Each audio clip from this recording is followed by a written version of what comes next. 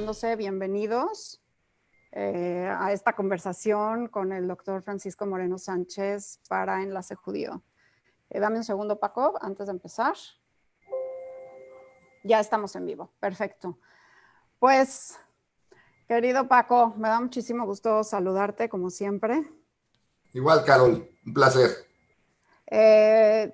Esta vez me encantaría platicar contigo principalmente 4 temas y te los voy planteando para que vayamos encaminándolos y para que quienes nos están escuchando sepan más o menos lo que vamos a platicar y nos empiecen a mandar sus preguntas de tal forma que podamos tomarlas al final. Paco, has sido gran vocero y un gran visionario y uno de los pilares para la sociedad mexicana respecto a cómo estamos viviendo el COVID-19. Una de las voces que más escuchamos es la tuya. Ante eso me encantaría saber qué implicaciones tiene la recién noticia, me parece que es del 25 de agosto, de la primera reinfección confirmada en Hong Kong. Luego vamos a platicar un poco sobre las recaídas, si hay o no recaídas, y la diferencia entre reinfección y recaída, sobre las convalecencias prolongadas, porque estamos viendo gente que tiene COVID leve, pero no quiere decir sencillo.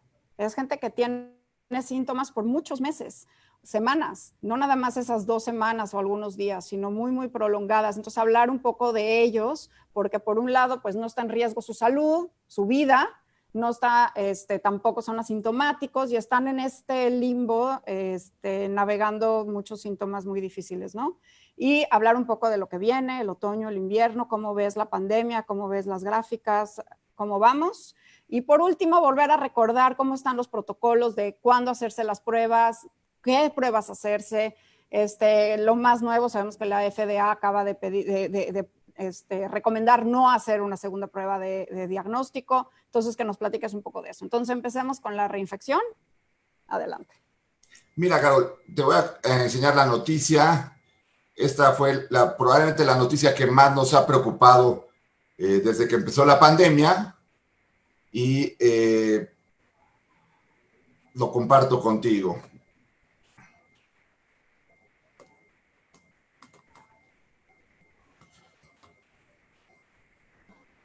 Como tú decías muy bien, el 25 de agosto se apareció el primer caso documentado en Hong Kong de una persona que tuvo COVID 2 veces. Y esto es muy importante entenderlo porque hay gente que piensa que ha tenido COVID 2 veces porque tuvo una prueba positiva y después tuvo síntomas, o porque tuvo síntomas y después tuvo una prueba positiva. Pero recordemos que hay pruebas que son falsamente positivas. Recordemos que muchos de ellos piensan que por haberse hecho una prueba rápida tuvieron COVID. La realidad es que aquí es el primer caso documentado en donde hay una reinfección. ¿Por qué? Porque este individuo tuvo COVID, se le cultivó el virus, se identificó genómicamente el virus y se compara con una infección que tiene 5 meses después, que adquirió en otro país donde originalmente tuvo el primer cuadro, y el virus tiene 24 nucleótidos, es decir, 24 vamos a decir, partículas pequeñitas en su estructura diferentes al primero. Es decir, aunque es un COVID-19, pues es un COVID-19 diferente del otro. Es como decir que son de la misma familia, pero tienen diferencias en cuanto al color del pelo, por decir un ejemplo, por decir una metáfora. Esto evidentemente pues pone en alerta a la comunidad científica en varias situaciones. Uno, habla de cuánto tiempo puede durar la inmunidad, porque ya te contagiaste de un virus nuevamente. ¿Fue un problema de que tu inmunidad no es lo suficientemente buena? ¿O es un problema de que el virus cambió un poco la estructura y ya no fue tu sistema inmune capaz de detectarlo? Creo que el mensaje final es, tenemos más de 16,5 millones de personas que se han recuperado de COVID. Y este es el primer caso bien documentado de que existe una reinfección. Entonces, no nos vayamos por un caso, vayamos por lo que habitualmente está sucediendo. Segundo, tenemos que ver por qué este paciente fue totalmente asintomático. Es decir, él se le cultivó el virus, pero no tuvo síntomas la segunda vez, entonces probablemente su sistema inmune de algo sirvió. ¿A qué voy? A que no empecemos a angustiarnos de que todavía no pasamos la primera vez que nos dé COVID y ya estamos pensando en la segunda, en la tercera y que esto nunca va a acabar. Porque esto evidentemente en algún momento va a tener que terminar, ya sea por medicamentos, por vacuna, por el mismo proceso natural, pero no podemos visualizar que esta enfermedad va a estar el resto de nuestra vida manteniéndonos confinados o manteniéndonos en peligro constante, ¿no? Sí tenemos que aprender a vivir con esta situación, sí. Japón lo está haciendo. Japón ya se abrió a la economía normal con las medidas de protección. Tienen un 97% de apego al cubrebocas y realmente están regresando a una normalidad diferente. Bueno, pero tú lo estás diciendo ahí, o sea, Japón regresó, pero tiene las medidas de protección. Y entonces lo que estás diciendo de la reinfección nos habla de una cierta inmunidad, pero nos da ciertas evidencias de que la inmunidad sí ayudó a que en la segunda, bueno, la reinfección sea sintomática, pero pues sí se infectó. Entonces, sí debemos de seguir usando el cubrebocas. ¿Cuál es tu recomendación a la gente que se ha recuperado, que ya tuvo COVID y que siente que ya pasó? Yo creo que todos tenemos que usar cubrebocas y por una sencilla razón. Ni modo que traigas un letrero que diga, soy inmune. O sea, ¿y en qué basaste tu inmunidad, no? Creo que es un periodo en donde si generamos el ejemplo a los demás, eso nos va a ayudar a que todo el mundo use cubrebocas. Sí, en Japón es un país muy disciplinado, hay sanciones económicas para quien no lo usa, pero es una situación que nos permite regresar. Todos queremos regresar a vivir como antes. Pues a lo mejor vamos a tener que vivir como antes, pero con ciertas medidas de protección en donde cubrebocas, distancia social, caretas si se puede y lavado de manos te ayuda a que no tengas nuevas infecciones o que no te vayas a tirar la infección. Ahora, yo siento que todavía no sabemos lo suficiente de la inmunidad para pensar que vamos a empezar a tener reinfecciones. Ok. Porque como tú decías, no es lo mismo tener una recaída que una reinfección. Ok, danos la diferencia, Paco. La recaída es que tú estás teniendo una enfermedad, disminuyen tus síntomas, desaparecen tus síntomas y vuelves a tener síntomas de esa enfermedad. Entonces, el mismo agente te está produciendo el nuevo cuadro clínico después de haber tenido un cuadro en donde tuviste síntomas y pasaste un periodo sin síntomas.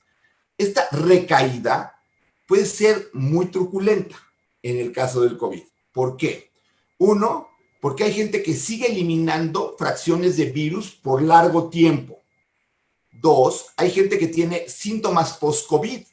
Y eso creo que también lo vamos a tocar ahorita en un tiempo. Entonces, y la otra es que la misma enfermedad es curiosa, pero tiene 3, 4 días de muchos síntomas, luego disminuyen y luego otra vez vuelve a tener algo de síntomas, prácticamente en todos. Y por si fuera poco, sobre todo en pacientes hospitalizados, que permanecen mucho tiempo en unidades de terapia intensiva, empiezan a tener colonizaciones en su pulmón por bacterias resistentes. Y entonces, ya la neumonía pasó de ser una neumonía de COVID a una neumonía bacteriana, pero los síntomas siguen siendo neumonía. Y aquí uno piensa que, pues es que ya se volvió a infectar de COVID. No, el COVID originó esto. El COVID va a durar, en la mayor parte de los casos, 14 días expresándose, es decir, se puede detectar a nivel de la vía respiratoria. Pero en algunas personas se detecta por más tiempo, porque detectas fragmentos virales. Y entonces, si tú dices, ya me volví a sentir cansado, vas a hacer la prueba, te hacen la prueba, detectan fragmentos, no el virus vivo, y tú dices, es que eso me pasó hace 4 semanas y ahorita vuelvo a salir positivo. No, no está saliendo positivo, tienes fragmentos virales y tienes un síndrome post-COVID. Entonces, recaídas de COVID no conocemos que existan. Reinfecciones es la primera que se presenta. Es muy importante tener esa diferencia. Sí, sí, es muy importante porque el agente que provoca el COVID, que es el virus del coronavirus, se presenta, se elimina en la mayoría de los casos y una de las formas en cómo el cuerpo humano lo elimina es haciéndolo fragmentos, o sea, fragmentándolo, cortándolo. Entonces, cuando el PCR vuelve a salir positivo después, está detectando esos fragmentos, no necesariamente al virus activo. Exacto. Y aquí, mira, tengo una gráfica que nos puede ayudar un poquito a entender esto.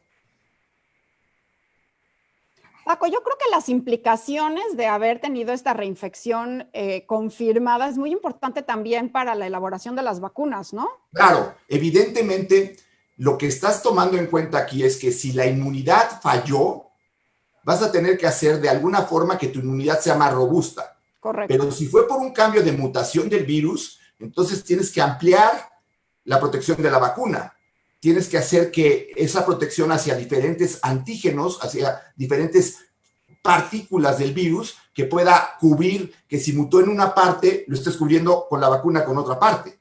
Es decir, una vacuna habitualmente tú la haces en contra de alguna de las partículas que tiene el virus para que genere una respuesta. Entonces, yo creo que esta gráfica es muy buena y es la historia natural de lo que pasa. Si hoy nos exponemos con alguien que tiene COVID, empezamos a tener una replicación en nuestro vía respiratoria. Por lo tanto, no corras a hacerte la prueba, porque si te la haces a la hora de haber estado con esta persona, no vas a salir positivo y sí va a estar en el periodo de incubación del COVID. Aquí el problema es que más o menos al cuarto día, que empieza a ser detectado por la máquina, también empieza a ser contagioso. Y sabemos que el periodo de mayor contagio de la persona es del día anterior a los síntomas hasta 3 o 4 días después de tener los síntomas. Pero también recordemos que hay gente que es totalmente asintomática y que de todas maneras tiene un periodo corto en donde está eliminando el virus. Ahora, habitualmente para el día 14, la persona deja de eliminar virus, y esto lo demostraron en Japón y en Corea.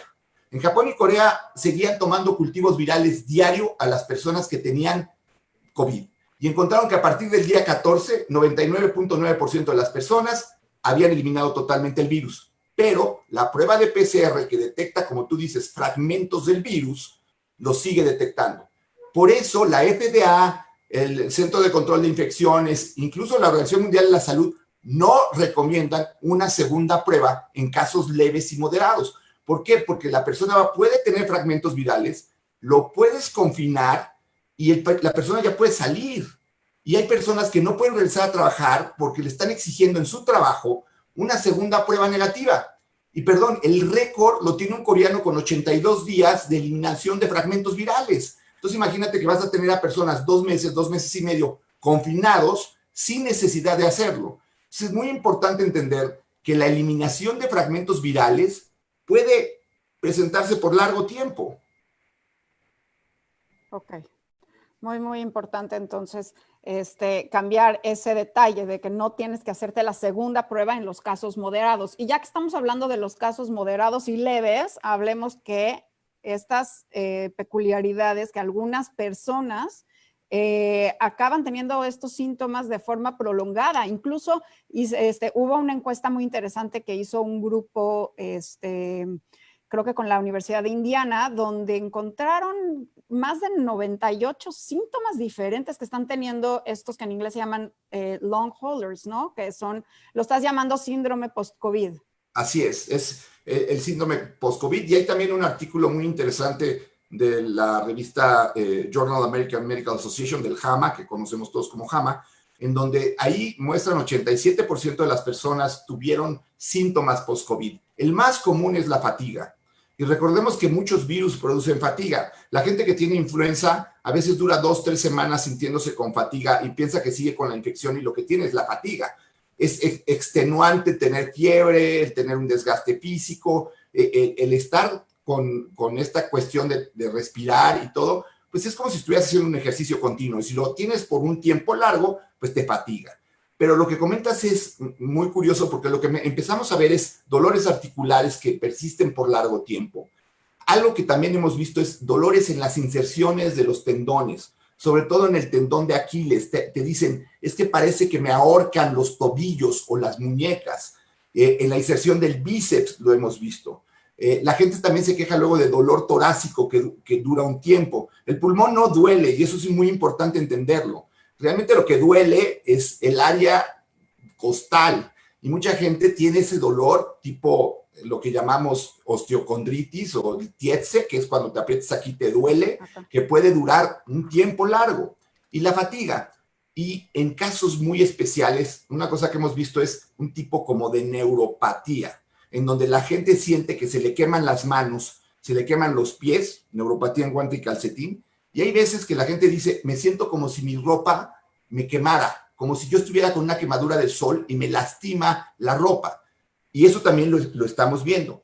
Entendamos que no son todos, es una proporción, que esto seguramente va a ser algo pasajero, porque en la mayor parte de las infecciones virales, estos síndromes postinfecciosos están bien demostrados en influenza, en mononucleosis, por ejemplo, duran un tiempo y se apagan.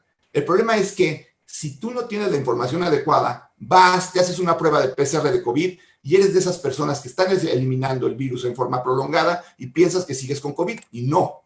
Son infecciones o son síntomas post-COVID. Ya no está el virus. Entonces, No. ¿qué hizo el virus? ¿Qué hizo el virus para provocar todo este abanico tan rash? Hay gente que tiene rash, hay gente que se le queda distorsionado el sentido del gusto. ¿Qué me puedes explicar qué onda con este virus? Mira, yo creo que lo que pasa con este virus, y a lo mejor esta gráfica nos puede ayudar un poquito a entenderlo.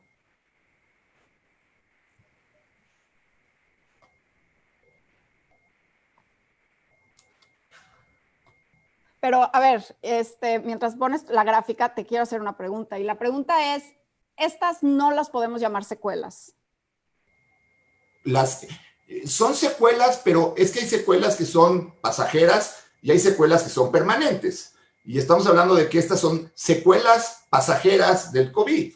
Es decir, sí es una secuela porque ya no tienes el virus, ya tienes algo que te dejó el virus, y eso, por definición, es una secuela. Pero va a ser corta, va a ser por un periodo pequeño de tiempo. ¿Cuánto? No sabemos. Hay gente que pierde el olfato. El otro día platicaba con una paciente pobre porque es chef y perdió el olfato. No, bueno. Y entonces está en la angustia total porque pues no recupera el olfato y es chef. Entonces, a ella es una cuestión muy, muy delicada, ¿no? Y la mayor parte de la gente lo recupera en 2, 3 semanas y hay gente que se tarda más. Pero realmente, pues, ahora, yo creo que una de las razones por las que tenemos tanta inflamación por este virus es que la inmunidad celular se da principalmente contra virus, porque los virus tienen que entrar a nuestra célula y usar nuestra célula como la fábrica para estar viviendo. O sea, realmente el virus es alguien que se mete a tu casa y usa tu casa para estar sobreviviendo. ¿Y qué es lo que está haciendo nuestro cuerpo? Pues una es producir anticuerpos, que son estas flechas, que tratan de capturar al virus antes de que entre a la célula. Pero la mayor parte de la defensa de este virus es a través de esta inmunidad celular, de la que ya hablábamos en otra conversación, en donde lo que hace la célula es destruir la célula tuya en donde está el virus. Es decir, llega tu célula y destruye tu casa. ¿Por qué? Porque el virus está ahí. Y no hay manera de eliminarlo mientras esté dentro de tu casa.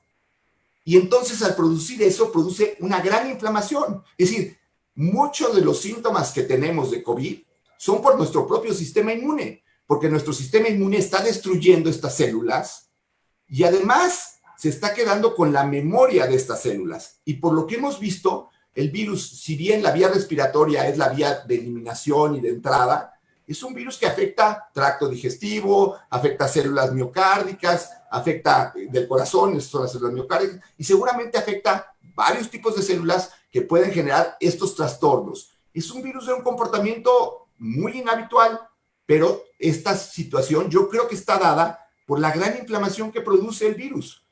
Ahora, la inflamación que nos está produciendo nuestro sistema inmune es lo que yo creo que va a ayudar a que controlemos esta enfermedad por nuestra inmunidad. Claro. Es una enfermedad que está realmente, el pronóstico de la enfermedad depende de gran medida, bueno, en todas las enfermedades, del sistema inmunológico. Quizás mucho más que los tratamientos o lo que vaya a salir. Y la inmunidad puede ser natural, es decir, tuviste COVID, desarrollaste una respuesta inmune, va a quedar ahí, o puede ser artificial. ¿Cómo es la inmunidad artificial? Te ponen una vacuna y entonces tú artificialmente estás produciendo una respuesta inmune para después el virus. Realmente lo que hace o lo que va a tener una vacuna es aumentar el número de gente inmune en el mundo para que el virus inmediatamente acabe de dejar de circular. Hay gente que piensa que el virus llega y se queda en tus células el resto de tu vida. Eso no sucede. Es un virus de ácido ribonucleico, RNA. Esos virus no se integran al genoma. Hepatitis B, herpes, esos sí se integran al genoma y duran toda la vida. Pero este virus en particular no tiene por qué quedarse en tu cuerpo. Entonces, olvídense, el virus no está en tu cuerpo el resto de tu vida. Bien, bien, importante. Bueno, ¿y qué vemos hacia el otoño, el invierno? Lo hemos platicado varias veces tú, ya estamos casi llegando a fin de verano y hemos dicho varias veces la importancia de vacunarnos contra la influenza. Platiquemos un poco de cómo ves México, cómo vamos en casos, cómo ves nuestras gráficas, cómo ves en el hospital y cómo nos podemos preparar para tener el mejor otoño-invierno posible dado la situación. Te quiero presentar esta gráfica.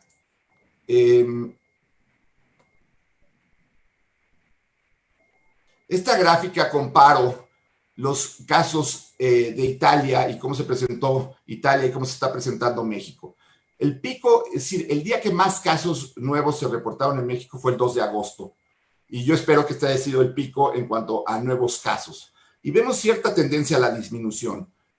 Y ojo, porque ayer platicaba con un médico de Chihuahua y él me decía, es que ahorita estamos saturados. La pandemia ha sido asincrónica, pero si vemos esta gráfica, parecería existir una disminución en el número de casos nuevos. Se ha hablado que esto está relacionado con que se están haciendo menos pruebas. Y sí, efectivamente se están haciendo menos pruebas, pero recordemos que la forma como ha decidido el gobierno hacer las pruebas a los pacientes es aquellos que tienen síntomas y que están en el hospital o que van a estar en urgencias. Entonces, si hay menos hospitalizaciones, pues va a haber menos pruebas. Y lo que yo estoy viendo aquí en la Ciudad de México y específicamente en mi hospital es que sí empieza a haber una disminución en la ocupación del hospital. Hemos disminuido la ocupación del hospital en junio, que estábamos completamente llenos, a lo que está sucediendo el día de hoy, que pues estamos a un 50-40% de la capacidad, lo cual pues no debe de ser un motivo para salir a celebrar, debe ser un motivo para cuidarnos más en este periodo de tiempo, porque lo que tú dices es, yo creo que lo más importante. Llega la influenza y estamos a 3-4 semanas de que empiece a haber casos de influenza. Y si hay casos de influenza, es muy difícil diferenciarlos. Nos va a complicar mucho el manejo del paciente con influenza, porque vamos a pensar que tiene COVID antes de que tenga influenza, o pueden tener incluso las dos infecciones al mismo tiempo, y entonces ser mucho más grave la infección. Y además meter pacientes que originalmente pensábamos que tenía influenza en áreas de medicina general y tienen COVID y empezar a contagiar a más personas. Entonces, la coincidencia de ambas es muy, muy peligrosa. Ahora, para COVID estamos todos esperanzados en una vacuna, ¿no? Todos hablamos de la vacuna y nos ponemos felices de que dicen que ya hay vacunas. Para influenza hay vacuna. Es cierto, hay veces que la vacuna te da cierta reacción, porque son virus atenuados, pero esa reacción es tu sistema inmune que cuando llegue la verdadera influenza no te va a pasar. Y también es cierto que hay veces que te pones la vacuna de la influenza y de todas maneras te da influenza. Sí, pero si logras que la influenza proteja al 70% de la población, entonces logras esa inmunidad de rebaño para influenza, ¿no? Sí, sí, sí. Es muy importante vacunarnos para la influenza. Y además hay un reporte en donde dice que la respuesta a la influenza fortalece un poco tu sistema inmune. Entonces, todo eso son motivos por los que hay que vacunarnos contra la influenza. Ojalá y tengamos la vacuna ya pronto. En Estados Unidos ya se empezó a aplicar. La debemos de tener pronto. Se debe de aplicar en forma masiva. Es el año más importante para vacunarnos de influenza. Qué bueno que lo dices, Paco, porque es importantísimo. Fíjate que lo que estás diciendo se reportó en Brasil. En Brasil, las personas que tenían COVID, pero se habían vacunado contra la influenza, el COVID lo tenían más leve. O sea que es cierto, vacunarse de la influenza hace que el sistema inmunológico reaccione mejor también contra COVID. Y también en el hemisferio sur, que están ahorita acabando su invierno, tienen una epidemia de influenza mucho más atenuada los países que están usando cubrebocas. Claro, porque además, recuerden que la influenza se presenta en el invierno y entonces el hemisferio sur tiene el invierno cuando nosotros tenemos el verano. Incluso la vacuna que vamos a tener es en base mucho a lo que se estuvo presentando en el hemisferio sur. Entonces todavía tenemos la gran ventaja de tener el antecedente de ellos para tener una vacuna con las cepas que más circularon de influenza. Lo que dices de Brasil es muy interesante. Entonces, vacunémonos contra la influenza. Creo que este año es muy importante. Cierto. Y viendo la gráfica que nos mostraste, entonces, al parecer, ¿sí estamos empezando a terminar nuestra primera ola en México? Pues yo quisiera pensar que sí. Yo creo que vamos a empezar a tener menos casos. Creo que tenemos que estar más optimistas en las buenas noticias que pesimistas en esos casos aislados que se están presentando, ¿no? Porque esos casos aislados, pues, darían la impresión de que esto nunca va a acabar y entonces entramos en este pánico. Quisiera enseñarte algo que está publicado acerca de la inmunidad en otros virus y creo que eso debe de ayudar a que la gente se tranquilice. Va. Y ya estamos empezando a recibir algunas preguntas.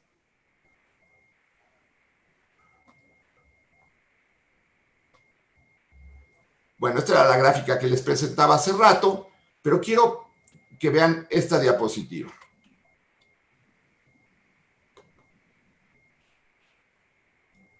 Esta es el promedio de inmunidad de diferentes virus. Y puede ser que la inmunidad en algunos casos sea tan grande como en el caso de la rubiola, que te da una vez en la vida y no vuelves a tener rubiola. La infección te produce una inmunidad que dura todo el resto de tu vida. Ahora, ¿qué ha pasado con coronavirus que conocemos? Conocemos 7 coronavirus, pero 3 de ellos son los que han producido enfermedades más graves. Uno es el SARS-1, que es este que dura una inmunidad 24 meses en promedio, es decir, 2 años. Y el MERS, que es otro coronavirus, produce una inmunidad de 34 meses. Entonces, son prácticamente casi 3 años. A los 36 meses serían 3 años. No sabemos cuál es el tiempo de inmunidad del COVID, pero los dos de abajo son beta coronavirus, igual que el COVID-19. Ahora sí, hay casos de gripa producidos por coronavirus en donde la inmunidad dura 6 meses. Pero este es un alfa coronavirus, no es un beta coronavirus, y por lo tanto la inmunidad probablemente sea menor si el estímulo inmunológico sea mayor. Así como puse inicialmente la gráfica de Hong Kong, creo que esta gráfica se deben de quedar con ella. ¿Por qué? Porque la inmunidad puede durar más tiempo. Ok. Esas son buenas noticias. Me da gusto que estamos platicando buenas cosas hoy. Prefiero una plática optimista. Y hablemos entonces de las pruebas diagnósticas, porque además están saliendo ya algunas pruebas diagnósticas rápidas. Hay una de saliva, hay una que acaba de salir de Abbott, me parece que ayer fue aceptada por el FDA. ¿Qué hay de las pruebas diagnósticas? ¿Y cuándo hacerse estas de cassette de anticuerpos? ¿Sí son confiables? ¿Finalmente no son confiables? ¿Vale la pena hacerse las de laboratorio o realmente ya no, sabiendo que la protección no viene realmente de parte de los anticuerpos? Mira, yo creo que las pruebas rápidas han sido un fracaso por 2 razones. Una, para diagnóstico no sirven porque se empiezan a presentar forma tardía, entonces pasas los días que más contagias con una prueba negativa. Entonces, no conviene hacerte prueba rápida. Segundo, la respuesta de anticuerpos, como bien dices, es muy irregular. Algunos hablan de que 70% elevan anticuerpos, otros dicen que 60%. Yo cuando me haría una prueba de anticuerpos, cuando yo conviví con alguien que tuvo COVID, no tuve síntomas y solamente para saber si de casualidad soy inmune, o para la otra razón que la tenemos aquí en el hospital, para usar el plasma convaleciente, porque hemos utilizado plasma de pacientes que tienen anticuerpos neutralizantes y entonces le damos el plasma y hemos logrado tener una muy buena respuesta con ese tipo de tratamiento. Entonces, si lo quieres hacer por esas razones, creo que vale la pena. Ahora, si las pruebas de anticuerpos, pues en este particular virus nos han quedado de ver porque no se elevan como nosotros quisiéramos. Hay personas que además elevan el título de anticuerpos y después ves un descenso, pero no quiere decir que desaparezca el anticuerpo. Entonces, eso seguimos en esa interrogante y creo que el estarte haciendo pruebas de anticuerpos lo único que va a hacer es estresarte. ¿Por qué? Porque como tú dices, creo que tenemos que seguirnos cuidando todos. ¿Y cómo cuidándonos? Pues usar nuestras medidas de protección.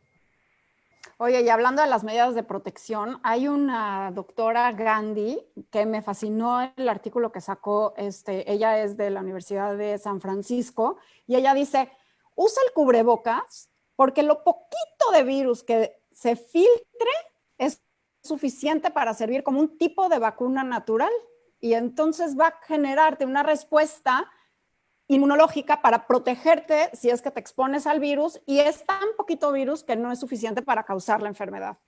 Y además de eso, Carol, creo que también es muy importante entender que ya se demostró que si la persona que está eliminando el virus no trae cubrebocas, pero tú sí traes cubrebocas, la carga viral que recibes es menor y que probablemente el cuadro que desarrolles sea de menor intensidad. Entonces, el que tú uses cubrebocas te protege un poco para infectarte y también para que no tengas una enfermedad con una alta carga viral inicial que pueda ser más fuerte. De ahí que entendemos que los primeros casos en China en médicos fueron muy graves. Hubo muchos médicos que fallecieron y trabajadores de la salud porque no tenían, pues no sabían de qué estaba pasando y la exposición a los pacientes pues tenían una carga viral muy alta. Creo que el uso de cubrebocas es lo mejor que podemos hacer para curar la pandemia. O sea, curar la pandemia significa evitar la pandemia en el mundo y en nuestro país. Cierto, cierto, cierto. Pues aquí hay algunas ya preguntas, déjame írtelas dando. Primero sobre la que platicamos, sobre los síntomas post-COVID, si hay algún medicamento para ayudar con los rashes, la distorsión del gusto o para minimizar los síntomas. Mira, para el olfato y el gusto lo que han estado haciendo es pruebas o sea, te hacen ejercicios de estimulación de tu nervio olfatorio con diferentes especies, que estés oliendo estas especies para tratar de activar, como cualquier cuestión neurológica, tratas de rehabilitar, vamos a decir, en la neurona que está alterada, ¿no? Igual con el gusto, para la cuestión de la neuropatía, pues, se están utilizando gabapentina, pregabalina. Insisto, ahorita todavía no sabemos bien y hay que tener cuidado con los medicamentos que usemos. Algo que también hemos visto y que es importante considerar es personas que recibieron altas dosis de esteroides, de repente las dejan de recibir y después de tener COVID los ves muy cansados, muy débiles y dices, no, pues es la fatiga post-COVID y lo que están teniendo realmente es una insuficiencia suprarrenal. Entonces, los médicos que ven a estos pacientes, cuidado porque eso ya se ha presentado. Hay que realmente hacer un buen análisis. Hay terapias físicas de rehabilitación, hay terapias físicas de rehabilitación pulmonar que son muy buenas y que han ayudado a que la persona se vaya recuperando. Creo que también el aspecto psicológico es muy importante. No me voy a quedar con esas secuelas. Van a desaparecer porque la mayor parte de la gente están desapareciendo. Pero no fíjate, parecen ser permanentes. Dijiste una palabra muy importante que es rehabilitación. Y quizás es un llamado para la gente que se dedica a la rehabilitación, para que se acerque a estos pacientes y que les ayuden a encontrar de nuevo su salud, porque finalmente, como dices, no es de que su vida está en riesgo y van a estar bien, pero quizás vale la pena que la gente que se dedica a la rehabilitación se enfoque en estos pacientes para ayudarlos a que el camino sea más rápido o al menos más fácil. Acá hay una pregunta sobre la vacuna de neumococo, que si también es necesaria. Mira, la vacuna del neumococo es necesaria, es una vacuna que depende del tipo de vacuna de neumococo que estés utilizando. Hay una que se pone cada 5 años, hay una ya nueva que se pone una vez en la vida. Sí vale la pena, es una vacuna que mal le llaman neumonía, porque neumonía es una entidad que está producida por un sinnúmero de agentes infecciosos y el neumococo es uno de los principales causantes de neumonía, pero realmente te protege contra esta bacteria y no solamente no con todos los serotipos de neumococo, sino con los más frecuentes. Pero las personas de mayor edad o las personas que no tienen vaso o personas que tienen algún tipo de inmunodeficiencia, sí vale la pena que estén vacunadas con el neumococo. Pero es mucho más importante la vacuna de la influenza ahorita que la vacuna del neumococo. Si te vas a poner una vacuna, ponte la vacuna de la influenza. Sí, todos la vacuna de la influenza. Y acá hay otra pregunta, dice, mucha gente que ya tuvo COVID se sienten Superman y que ya pueden hacer todo, ya pueden salir, etcétera. Lo que no consideran es que pueden ser transmisores del virus, aunque ya ellos hayan tenido COVID. ¿Es correcto hacer este razonamiento para que la gente sea consciente? ¿Es correcto que pueden transmitir el virus? Después de 2 semanas, no, pero tampoco se vale ser Superman. Es decir, yo creo que debemos de cuidarnos y ser ahorita más que nunca solidarios con todos, porque si alguien estornuda y no trae cubrebocas y te va a decir, es que yo soy inmune, por favor, ahorita tratemos de ser solidarios. Si ya tuviste COVID y ya supiste lo que es eso, pues ahorita traten de ser solidarios con la gente, eviten estar generando esta ansiedad de que tú no traes cubrebocas y estás con esta situación. Hay una frase que me quedó muy grabada que oí: esta enfermedad es la enfermedad de la soledad. Y es muy real, ¿eh? El paciente que es internado está solo, la familia deja de tener el contacto con esa persona, se aíslan. Entonces, en cierta forma, contrarrestar la soledad es juntarse, ¿no? Juntémonos para hacer las cosas bien, juntémonos para usar cubrebocas, para mantener las medidas que sabemos. Seamos contrarios a lo que nos está haciendo la enfermedad. ¿Nos está dejando solos? No. Como sociedad, vamos a lograr vencerla. Gracias, Paco. Acá hay una pregunta, dice, ¿qué tan cierto, cómo puedes explicar que en un laboratorio se hizo esta persona una prueba de diagnóstico, salió positiva, y luego fue a otro hospital y salió negativo? ¿A quién puede creerle? Hay situaciones en donde no los mismos laboratorios usan los mismos protocolos, hay algunos que identifican a varios genes, y la otra situación es, hay personas que se hacen una prueba y a los 2 días se van y se hacen otra prueba, y hay una positiva y una negativa. Y la realidad es que en algún momento de la vida dejas de tener expresión viral. Entonces puede coincidir que si te estás haciendo pruebas continuamente, pues en una salga positiva y en otra negativa. Ahora, no existe la prueba 100% confiable en ninguna parte del mundo. La NFL recientemente acaba de decir que varios jugadores de un equipo de los Osos de Chicago, 34 de ellos tuvieron falsas positivas de un laboratorio aprobado en Estados Unidos de Nueva Jersey. Entonces, recordemos, tampoco las pruebas son 100% seguras. Nos dan mucha información. No dejemos de hacerlas, pero también pueden tener sus falsas positivas. Ok. Muchas preguntas, por ejemplo, ¿qué cubrebocas usar? Yo siempre digo que cualquier cubrebocas es mejor que nada, pero ¿qué cubrebocas se recomienda a la población? ¿De neopreno? ¿De qué? Yo te diría el cubrebocas que tiene 3 capas, el de cubrebocas de 3 capas, es un azulito, se ajusta muy bien. El chiste es que te cubra bien el área de la nariz y de la boca y que te mantenga esas partes selladas. Lo que tú dices también es muy importante y lo han demostrado varios estudios. Hay gente que usa un tipo trapo para cubrirse la boca. Lo único es que pues, hay que estarlo lavando después de 4 o 6 horas, porque pues, eso sí puede ser una fuente de contaminación, pero la realidad es que eso es mejor que nada, 100%. Va a disminuir la cantidad de virus que va a estar eliminando. Entonces, hagámoslo. 100%, absolutamente. Acá hay muchas preguntas sobre la influenza. Una es si se puede vacunar la gente de influenza después de haber tenido coronavirus. Claro. Después de haber tenido COVID. Claro, se puede vacunar. ¿Por qué? Y además, no es porque no te vaya a dar coronavirus de nuevo, sino porque seguramente tu sistema inmune y a lo mejor tus pulmones quedaron un poquito lastimados y lo que menos quieres es una infección viral que vuelva a afectar tus pulmones. Entonces, por supuesto, la gente que tiene coronavirus se tiene que volver a vacunar. Y aquí hay muchas preguntas sobre dónde vacunarse de influenza, si van a haber suficientes dosis de influenza, de vacuna de influenza, si dónde recomiendas ponérsela, que eso ya te pregunté.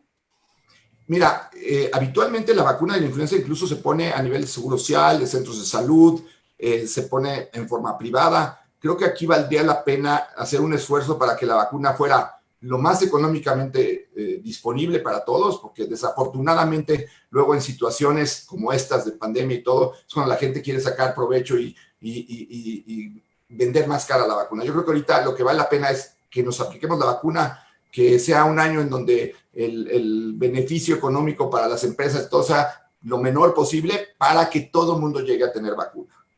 Ok. Bueno, y el tema de la demanda, si habrán suficientes dosis. Yo sé que algunos países están produciendo más, están pidiendo muchas más vacunas. Creo que Estados Unidos pidió 30% más de vacunas, no sé México, la verdad. Y además hemos tenido el tiempo, porque como vimos que esto se iba a presentar, desde hace 3 meses, las principales industrias que producen estas vacunas, los laboratorios que tradicionalmente producen estas vacunas, saben que va a haber una demanda mucho mayor y han producido más dosis. Yo espero que no haya desabasto de vacunas, espero que COFEPRIS apruebe las vacunas en forma rápida para que las tengamos disponibles, porque el año pasado se tardó hasta finales de octubre. Esperemos que ahora sea desde septiembre que nos podamos vacunar y eso nos ayude a que, como tú dices, no tengamos esa coincidencia de infecciones que puede ser tan delicada. Cierto. Y bueno, también hablando un poco de lo que se nos viene los próximos trimestres, aunque ya los niños entraron a clases virtuales, acá hay una pregunta sobre ¿cuándo crees que regresen las escuelas? Pues mira, sigue siendo un poquito de tratar de jugar a la bola de cristal. Mi impresión es que va a haber inmunidad, como les puse en la gráfica. Mi impresión es que sí va a haber una vacuna pronto, ojalá y sea una vacuna segura. Creo que en ese ambición de tener la vacuna primero como país, se está descuidando un poquito la seguridad y eso podría tener un perjuicio a largo plazo. Tenemos que estar seguros que esa vacuna que vayamos a usar sea una vacuna segura, pero eventualmente vamos a tener que regresar a lo normal. Como lo platicamos la primera vez, Carol, y creo que fue muy importante, el mundo cambió. Tenemos que adaptarnos a ese cambio, pero en nuestra vida este periodo va a ser corto en relación a todo lo que vamos a vivir. Y ya pasamos una buena parte de ello. Entonces, si nos toca cuidarnos ahorita 2, 3 semanas más para que siga bajando esa curva, pues hagámoslo.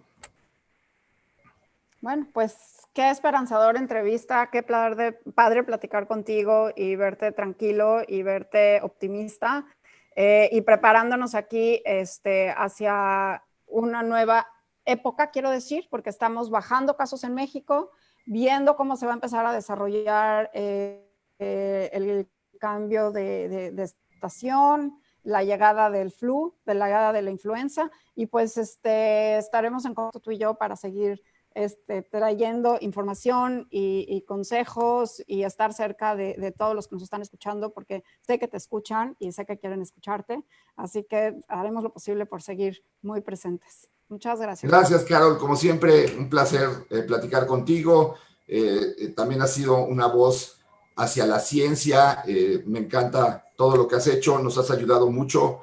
Entonces, también felicidades a ti. Creo que aquí esta pandemia ha sacado realmente, como dicen, el tuétano de las personas y pues nos ha tocado estar aquí y lo hemos tratado de hacer de la mejor manera posible.